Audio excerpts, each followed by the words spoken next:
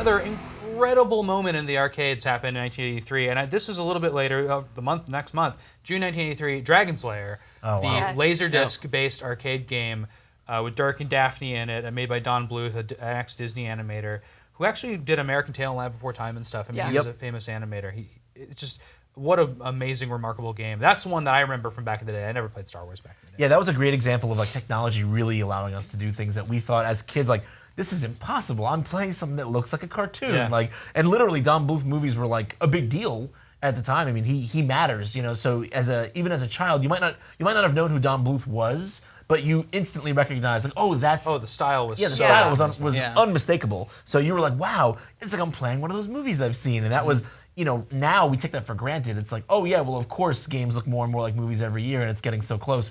But like back then, the idea of having any semblance of that just made arcade machines seem like magic. One of my earliest memories is of Dragon's Lair, only because of that phenomenal art, where it was like, it's like you're doing QTEs with a cartoon. There was nothing else like it. Everything else is like pixels and stuff like that, and then like this is like an interactive cartoon. Cost a lot of money. It made me so sad. Yeah. Because I would be like, I would think I was gonna, you know, see a bunch of stuff, and I would last roughly 10 seconds in the game, and then get that horrifying, you know, skull coming out.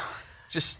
But that would turn into bones if you die. But, that's right. Really creepy. But there are death sequences before that. So one of the great things about that game is, though, you can put in quarters and you get a lot of lives, or however the operator said it, but you can continue and do whatever. But even if you die, you usually die in an interesting way. So like the tentacles under the drawbridge actually choke you to death, you know? And they draw that all in there. It's all in. And so you can experiment and die, and it's still fun to watch. Exactly, and that's kind of the important thing, is that games, all arcade games really then were made to push, you know, to get your quarter, right? But this was one of the rare ones where you didn't feel so bad when you lost that quarter, because you probably still saw a piece of content that you hadn't seen before. And it was cool. Yeah, and it was basically just a big CD drive. It just told the laser disc where to drop the laser and play a movie. That's all the controls did. So sometimes it waited a little bit longer and it loaded. Yeah. It was really funny, and they broke all the time. There's not even working ones now. You have to pretty much put in a system that emulates it or get a brand new Laserdisc player. It also came to other systems later, like the Sega CD and whatnot. Yeah, I really liked it on the Sega CD. Yeah, the Sega CD version low was resolution, great. Yeah, low resolution, but hey, unlimited quarters.